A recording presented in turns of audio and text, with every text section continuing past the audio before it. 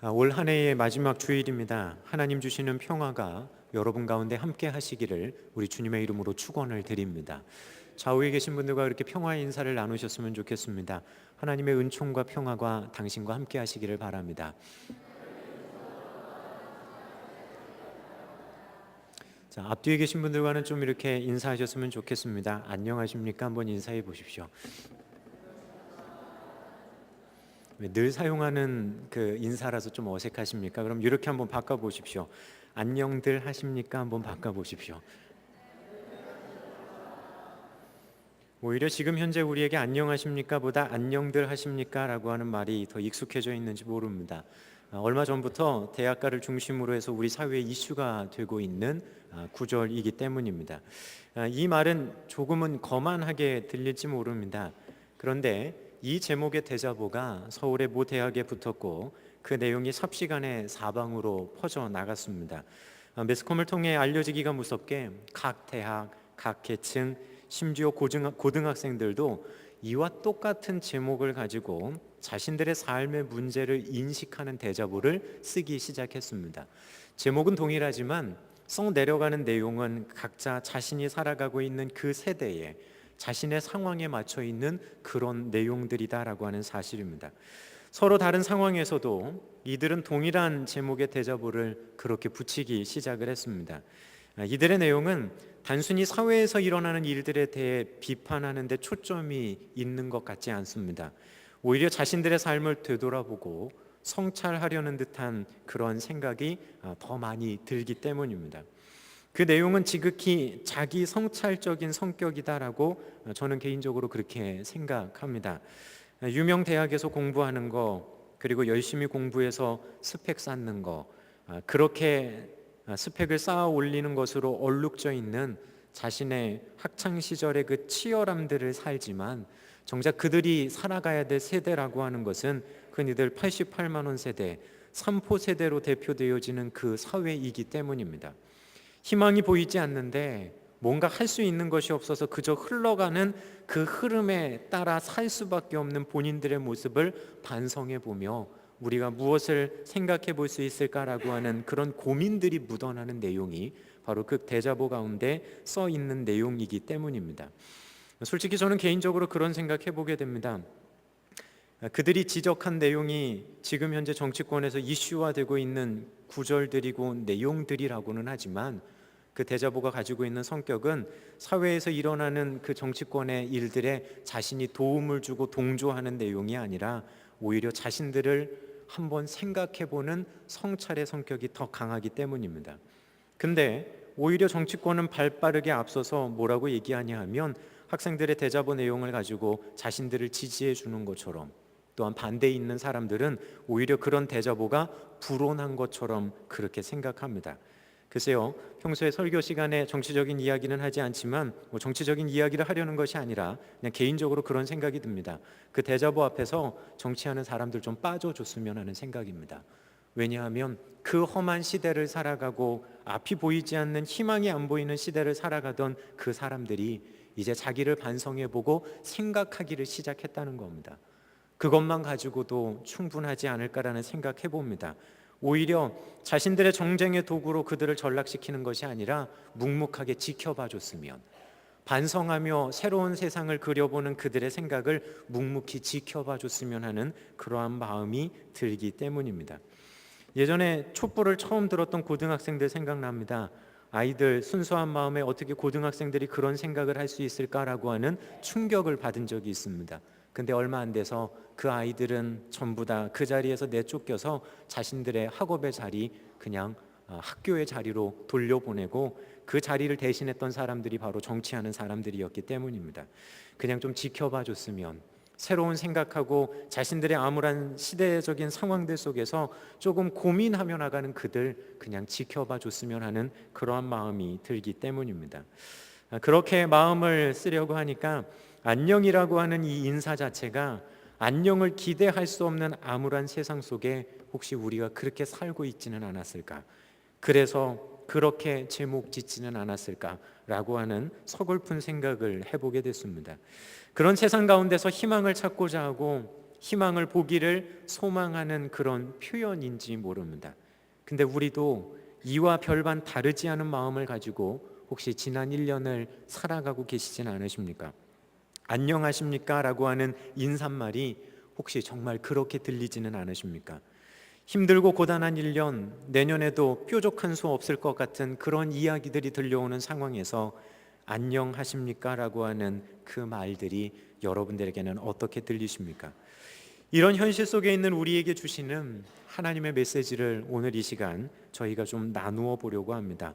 오늘 성경의 본문을 살펴보면서 우리를 향하신 잘 지내니 라고 하는 하나님의 권면과 도전이 여러분들 가운데 있으시기를 또한 간절히 바라고 소망합니다. 여러분과 함께 읽은 오늘 성경의 본문 말씀은 이사야 40장부터 66장까지 가게 되어지는 이사야서의 두 번째 부분이 됩니다. 이 부분의 배경이 되는 사회는 이스라엘 백성이 이사야가 활동했던 우시야 왕 시대 그리고 히스기야 왕 시대가 아니라 먼 훗날인 페르시아 시대를 배경으로 하고 있습니다.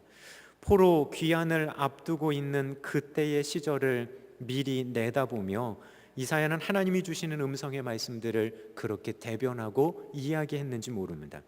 70년의 포로의 생활들이 이제 점점 기울어져가는 그 상황들 속에서 하나님이 비로소 예언자를 들어 자신의 희망의 메시지를 절망 가운데 있는 그 백성들에게 이야기하기를 시작하셨기 때문입니다. 이런 시대 가운데 하나님 오늘 성경의 본문 말씀을 그들에게 해주고 계시는 겁니다. 이 시대적인 배경이 이렇습니다. 신바벨로니아 제국이 오래가지 못하고 기원전 562년에 느부갓네살이라고 하는 왕의 죽음으로 인해 급속하게 왕국이 쇠퇴하기를 시작을 합니다.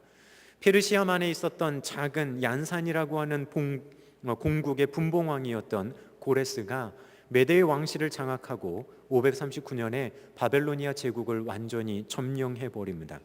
그리고 그의 영향력을 점점 더 키워가서 지금 현재의 터키의 서쪽 해안 지역인 소아시아 지역까지 자신의 영향력 하에 두게 됩니다. 이러한 역사적인 소용돌이 속에서 하나님의 말씀이 예언자들을 통해 자신의 백성들에게 전해지고 있습니다. 포로지에서의 70년의 생활, 그 모진 수모와 고난을 당하고 있는 자기 백성들에게 하나님은 이제 희망의 메시지를 그렇게 시작하고 계셨는지 모릅니다. 역사를 주관하시는 분께서 그들을 약속의 땅으로, 그들의 고향으로 다시 한번 인도해 가시겠다라고 하는 하나님의 그 선포의 말씀이 오늘 성경의 본문 가운데 그렇게 들려지고 있기 때문입니다. 바벨로니아에 의해서 포로가 된 이들의 생활은 고단함과 눈물로 얼룩진 그런 험난함의 연속이었을 것이 분명하기 때문입니다. 그들의 왕국은 이미 없어졌습니다. 그들의 민족은 세상에 있는 다른 여러 민족들보다 적은 민족이었습니다. 심지어 그들의 왕국이 없어질 때 유대 민족이라고 하는 이름도 함께 없어졌는지 모릅니다. 세상에 그 누구도 기억해 주지 않는 그 왕국, 기억할래야 할 수 없는 그 적은 소수의 그들을 하나님은 생각하셨다는 겁니다. 그리고 바벨론에서 페르시아로 넘어가게 되어지는 그 역사의 소용돌이 속에서 자기 사회에 사랑하는 사람들을 기억하시고 그들에게 자신의 메시지를 하나님이 보내고 계시다는 겁니다. 전쟁에 패한 포로민의 신분으로 그들의 삶이 얼마나 고단했을지 우리는 알 수가 있기 때문입니다. 길어지는 포로의 생활 속에서 야곱, 이스라엘로 불려지는 그 백성들은 하나님 앞에 이런 이야기를 하기 시작합니다. 내 길은 여호와께 숨겨졌고 내 송사는 내 하나님에게서 벗어났다라고 말입니다. 여기서 하나님은 그들을 향해 이렇게 이야기하십니다. 너희가 말하기를 이렇게 말한다. 하나님의 귀에 들려진 이스라엘 백성들의 그 소리를 알고 계셨다는 겁니다. 너희는 그렇게 이야기했지. 내 길은 여호와께 숨겨졌고 내 송사는 내 하나님에게서 벗어났노라고. 여기서 말하는 내가 말하기를 이라고 하는 히브리어 단어 토바르라고 하는 단어는 히브리어로 미완료 형태가 쓰입니다. 그 말의 의미는 한 번 말했다가 아니라 여러 번 지속적으로 그렇게 말해오고 있었다는 겁니다. 하나님은 귀에 들으신 겁니다. 이스라엘 백성들이 단 일회적으로 하나님, 내가 힘들어서 내 길이 여호와께 숨겨졌습니다 라고 하는 소리를 들으신 것이 아니라 그들이 포로에 억눌린 생활을 하고 있는 기간 내내 하나님 앞에 늘상 그렇게 탄식하며 때로는 불평하는 소리 하나님이 듣고 계셨다는 겁니다. 그렇게 들어오고 있는 그들의 모습 하나님 그거 아시며 말씀하시는 겁니다. 너희가 그렇게 말하기를. 근데 히브리어의 미완료 형태가 가지고 있는 또 하나의 쓰임이 있습니다. 그것은 뭐냐 하면 일회적이 아니고 반복적인 것과 동시에 어떤 전형적인 특징을 나타내거나 시대를 초월하는 보편적인 행태들을 나타낼 때도 히브리어에서 미완료 형태가 쓰입니다. 그렇다고 한다면 고난과 어려움 앞에서 불평하고 탄식하고 또한 하나님 앞에 서운한 마음을 갖는 거, 그거 전형적인 모습이었다라고 하는 뜻인지 모릅니다. 시대를 초월해서 오늘을 살아가는 우리들에게도 마찬가지인지 모릅니다. 삶에서 일어나는 어려움과 고단함들, 그것 앞에서 하나님을 향한 탄식으로 자신의 삶을 얼룩지게 하는 모습들에서 우리는 자유롭지 않기 때문입니다. 환경 앞에 흔들리는 마음은 누구에게나 찾아온다는 이야기인지 모릅니다. 단순히 믿음이 연약하기 때문에 저 사람은 저럴 거야가 아니라 신앙이 아무리 강한 사람이라고 할지라도 부지불식간에 찾아오는 도전이 여기에 있는지 모릅니다. 오늘 성경은 바로 이런 모습을 가지고 있는 사람들을 향한 하나님의 메시지입니다. 단순히 믿음이 적어 연약한 자들을 향한 메시지가 아니라 시대를 초월해서 자신의 삶의 괴로움과 고단함 가운데 있으며 하나님을 향해 그렇게 탄식하고 있는 모든 이들을 향한 하나님의 메시지가 이곳 가운데 보여지고 있기 때문입니다. 분명하게 이야기하십니다. 장정도 소년도 넘어지고 쓰러진다. 누구에게도 예외일 수는 없다. 하지만 그런 삶을 살아가고 있는 너희들이 어떻게 살아가야 할지에 대한 분명한 도전을 우리에게 주고 계신 겁니다. 사람들의 불편은 그렇습니다. 길이 보이지 않는다는 겁니다. 지금 현재의 우리들의 상황과 비슷하지 않습니까? 하나님, 길이 보이지를 않습니다. 실제로 고난 앞에서 길이 보이지 않을 때 참 많이 있습니다. 두 번째, 이들의 탄식은 이렇습니다. 나의 송사가 받아들여지고 있지 않다. 다른 거 아닙니다. 내가 기도하는데도 하나님 침묵하시는 듯하다. 내가 아무리 간절히 기도해도 하나님 움직이시지 않는 것 같다. 그런 막막함 가운데 하나님은 이스라엘 백성을 위로하시는 말씀을 이제 막 시작하고 계신다는 겁니다. 그런 힘들고 어려운 상황의 여정들 앞에서 분명한 건 하나님은 지금 희망을 이야기하려고 하시고 이들이 아직 알지는 못하지만 바로 그날이 구원의 전날 밤이었다라고 하는 그 분명한 사실입니다. 탄식하며 기대와 희망이 희박해진 이들을 향해 하나님께서 말씀하십니다. 알지 못하느냐. 이는 그들이 알고 있다라고 하는 반어적인 의미인지 모릅니다. 하나님 되물어 보시는지 모릅니다. 근데 신기한 건 여기서 알지 못하느냐라고 하는 여기에 사용되어진 히브리어의 형태는 완료형이 쓰였다는 겁니다. 그 말의 의미는 이미 알고 있다는 겁니다. 이미 알고 있으면서 깨닫지 못하고 이미 알고 있으면서 그 하나님 느끼지 못하고 그렇게 움직여가고 있는지 모릅니다. 실제로 어려움 앞에서 우리가 제일 망각하기 쉬운 것은 다름이 아닌 하나님이 어떤 분인지를 망각한다는 겁니다. 우리가 어려움 앞에서 다른 거 망각하는 거 아닙니다. 하나님이 어떤 분인지를 망각한다는 겁니다. 그러면서 자신의 생각과 자신의 기도감 가운데 오로지 자신이 당하는 어려움, 고난만 있습니다.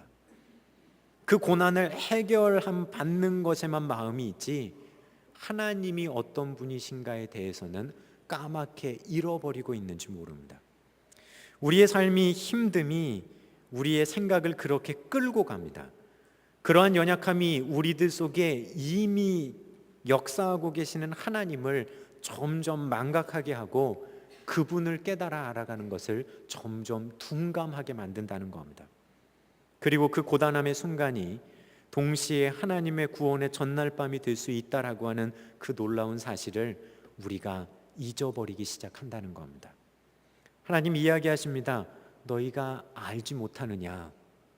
무엇을 알지 못하냐 하면 하나님이 전능하신 하나님이고 창조주이신 하나님인 걸 너희는 알지 못하느냐? 피곤함을 모르시고 측량할 수 없는 지혜를 가지신 분이라는 거 너희는 알지 못하느냐? 다른 걸 알지 못한다는 거 아닙니다. 하나님을 알지 못하느냐라고 주님은 그렇게 이야기하고 계시는지 모릅니다. 그 시대적인 배경 가운데 들여다보면 그렇습니다. 그 백성들을 향해 하나님 그렇게 하소연하고 계시는지 모릅니다. 나를 좀 알아달라고.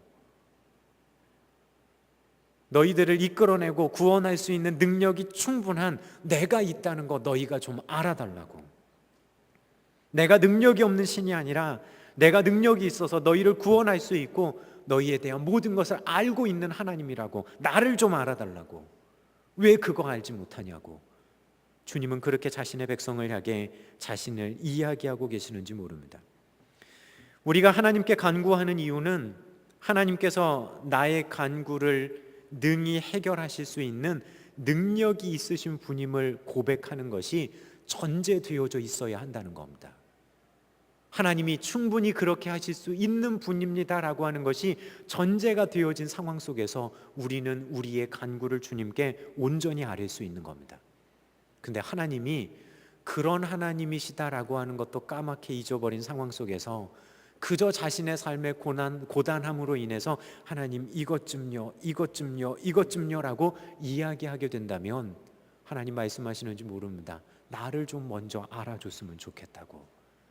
내가 어떤 하나님인 줄 너희가 좀 나와 교제하며 나랑 사귀며 좀 먼저 알아줬으면 좋겠다고.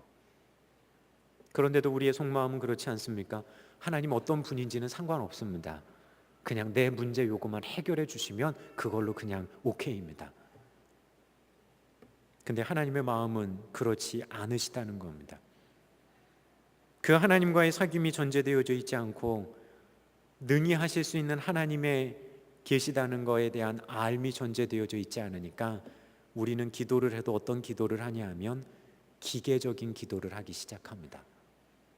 자신의 기도 제목 쭉 적어놓고 시간 가는 대로 제목 하나하나 살피며 그냥 기도합니다.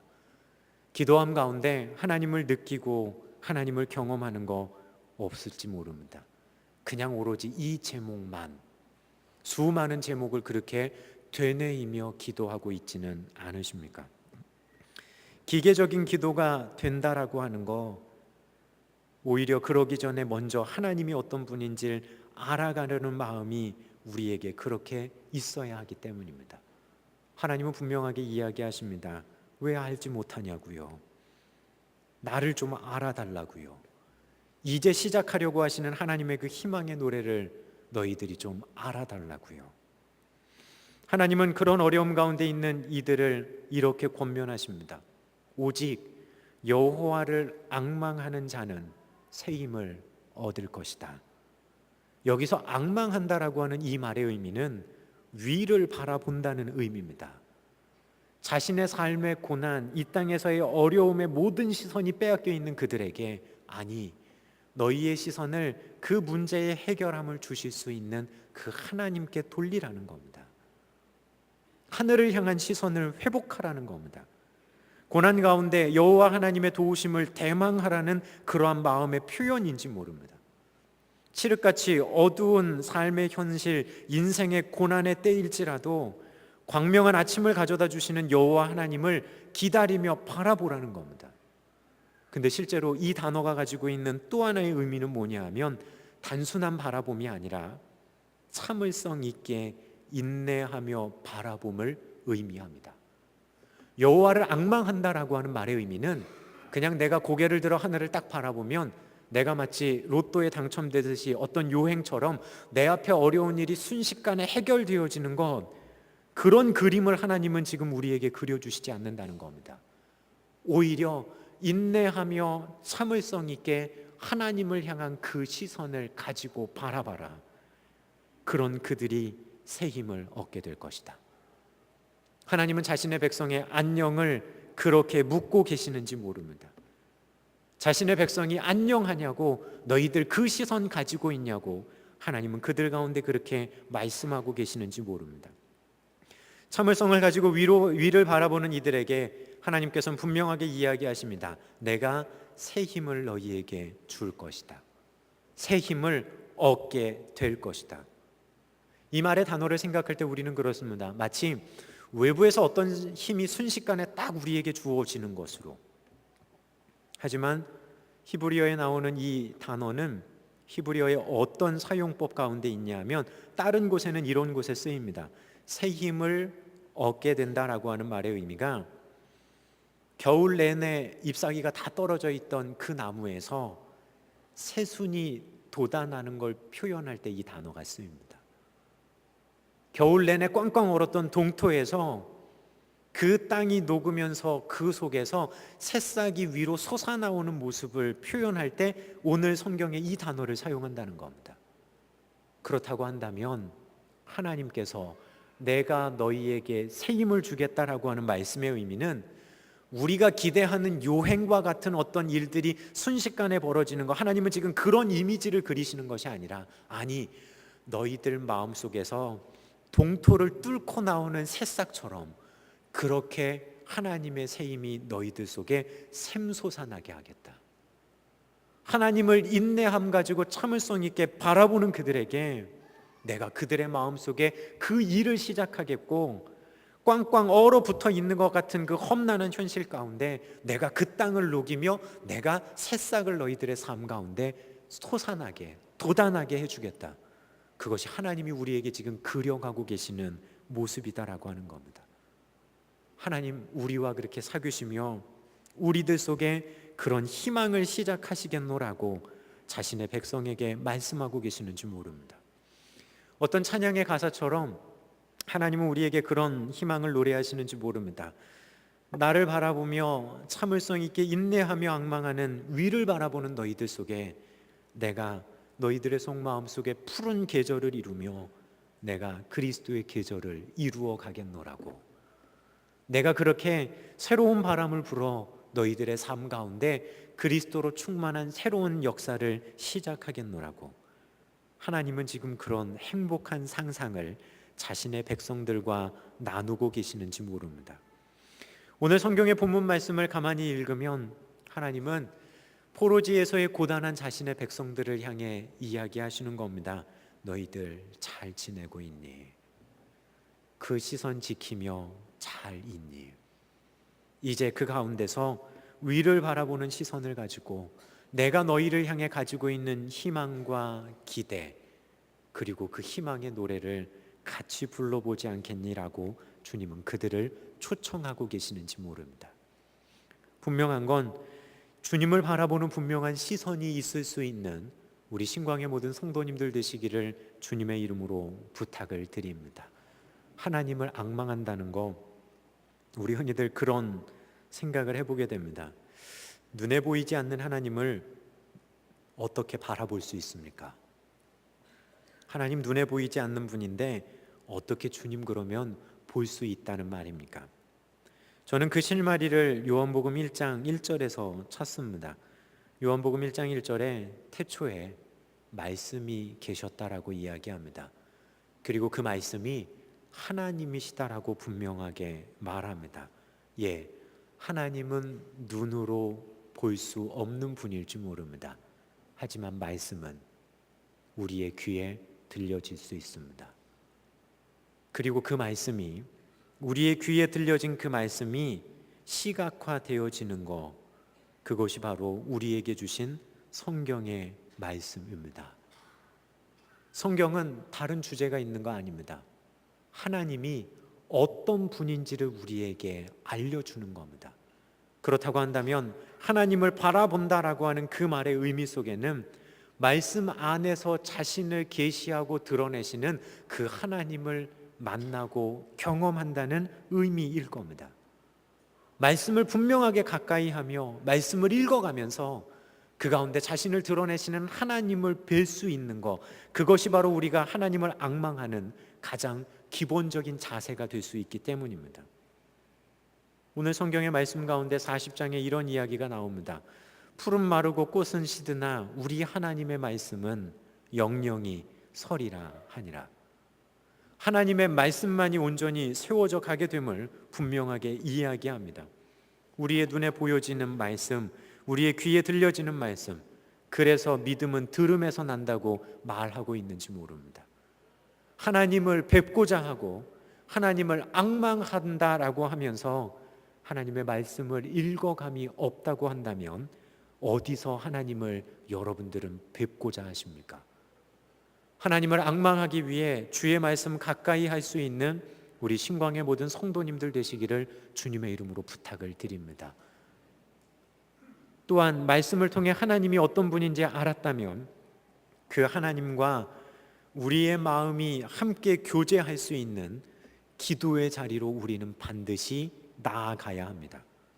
기도는 하나님과의 사귐입니다. 말씀을 읽어가며 하나님 이런 분입니다라고 하는 걸 알았다면 그 하나님 만나기 위해 자신의 시간을 떼어놓고 하나님과의 1대1의 시간을 가지며 하나님을 바라보는 것이 바로 기도이기 때문입니다. 단순히 내 마음의 소원만을 아뢰는 일방통행의 통로가 되어지는 것이 아니라 하나님의 마음을 헤아리며 주신 말씀 가운데 주님이 어떤 분인지를 다시 한번 묵상해 보며 하나님과 대화를 시작하는 그것이 바로 기도이기 때문입니다. 소망하기는 그러한 기도함 가운데 하나님을 깊이 만나며 주님의 마음을 알아 주님과 조율해 갈 수 있는 또한 우리 귀한 신광의 성도님들 되셨으면 좋겠습니다. 소통이 부재한 기도를 하지 마십시오. 나의 이야기만 일방적으로 하는 그 기도 하지 마십시오. 하나님과 함께 소통하며 이야기 나누는 참된 주님과의 사귐으로 나아가야 합니다. 그러기에 주님이 어떤 분인지를 아는 말씀 가운데 서 있는 우리들의 모습이 전제되어져야 하는 겁니다. 그렇게 주님 앞에 머물러 있다면 여러분 기다리십시오. 오늘 성경에서 앙망한다라고 하는 말 가운데 그 의미가 내포되어진 것처럼 참고 기다리십시오.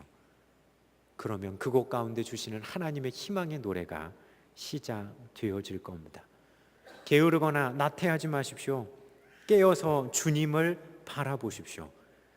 그리스도인의 삶은 단순한 걱정과 근심이 없는 것이 아니라 동일한 고난과 어려움 속에서도 하나님을 바라봄에 있습니다. 승리하는 삶은 바로 그 하나님을 바라보는 삶이기 때문입니다. 희망을 주님 안에서 보고 주님으로 인해 이기는 모습이 바로 그곳 가운데 있기 때문입니다. 하나님을 앙망함으로 하나님이 이제 막 시작하시는 그 희망의 노래를 함께 부르며 앞으로 나가는 우리 귀한 신광의 성도님들 되시기를 주님의 이름으로 축원을 드립니다. 기도하겠습니다.